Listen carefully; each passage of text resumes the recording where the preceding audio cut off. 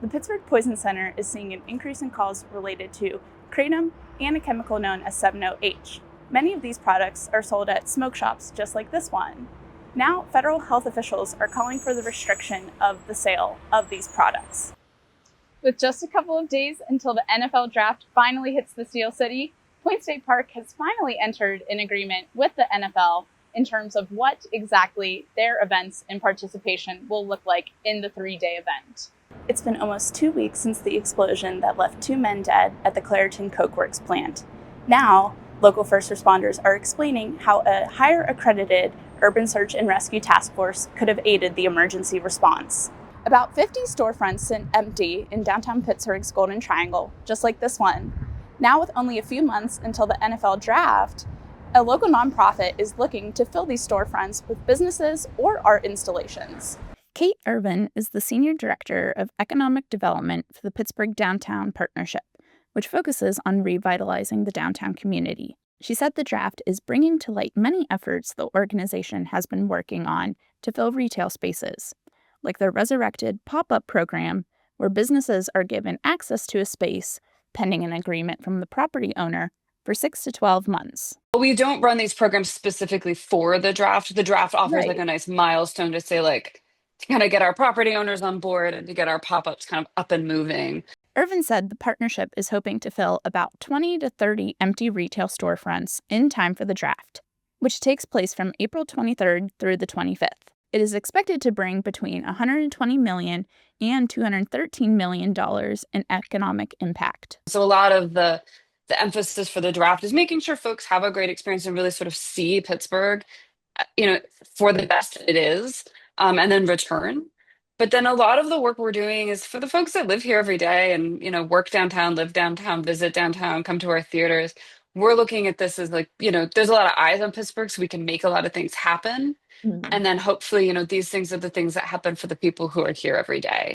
The types of businesses the partnership is looking for includes restaurants, salons, and traditional retail stores. Irvin said there are several empty storefronts that require construction to be retail ready, and for those, the partnership plans to fill the windows featuring local-made art. And we've been kind of doing some of these installations throughout the last few years, but we're kind of amping it up a bit. Additionally, there are some spaces that are so raw, they really can't even do an interior window display. Like they're just not safe for people to be in, or there's no electrical or kind of any kind of wiring. And so with those, we're working on curating sort of some artistic window, like vinyl wraps that can go on the sides of the building. The NFL's main stage will be outside Acrisure Stadium on Pittsburgh's North Shore, with other events in Point State Park just across the bridge. Reporting for the Pittsburgh Media Partnership, I'm Erin Ute. Nearly 144,000 SNAP recipients in Pennsylvania could lose their benefits under stricter federal work requirements. Over 2 million Pennsylvanians, half of these are families with children who receive this kind of aid. Regional organizations, just like this one, are preparing for a big impact. Under new federal law, SNAP recipients must report at least 20 hours of work, education, training, or volunteering per week if they are 18 to 54 years old, do not have a dependent child under 18, and are physically and mentally able to work. Additional requirements taking effect on November 1st will affect other SNAP recipients who are adults 55 to 64, parents of any age whose youngest child is 14 or older, veterans, unhoused individuals, and current or former foster children aged 24 or younger. About 8% of Butler County uses SNAP. The county is projected to have 557 SNAP recipients lose benefits.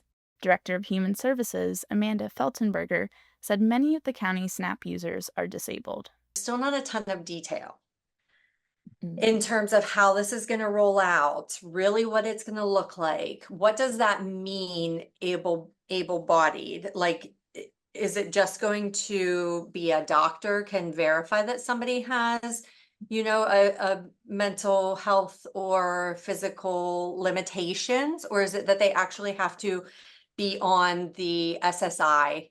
According to the Greater Pittsburgh Community Food Bank, about 1 in 10 people live with hunger, and 1 in 9 children may not have enough food in Butler County. Feltenberger said the office and their community partners are working with case managers to make sure SNAP recipients have their medical records and other important documents up to date ahead of the November change. A lot of the people that we serve, they have a lot going on. You know, they have lots of appointments, they have lots of stressors, they have lots of barriers, they just have lots that they're dealing with on a day-to-day basis. So until something actually becomes a reality for them, they just can't even go there. Like that tends to be how a lot of the people that we serve live, is kind of more in that survival mode. The Greater Pittsburgh Community Food Bank distributes about 2.8 million pounds of food, nearly 3 million meals annually to Butler County. SNAP recipients who do not meet the new work requirements will only receive 3 months of benefits over a 3-year period. The earliest benefit loss could be in December. For Next Generation Newsroom, I'm Erin Ute. A federal judge last Wednesday declared a federal policy which prevents the deportation of immigrants brought to the U.S. as children illegal. U.S. District Judge Andrew Hanen agreed with Texas and 8 other states suing the Deferred Action for Childhood Arrivals, also known as DACA, program. Tuition for the 2024-2025 academic year will be going up 3.9% for undergraduate students. According to the tuition and cost page on the Point Park website, each semester will now cost $18,825 for non-conservatory or performing arts majors. A 13-year-old boy is charged with criminal homicide after police said he shot and killed another 13-year-old in Clairton. The shooting happened in the 400 block of Wilson Avenue at around 9:20 p.m. Monday.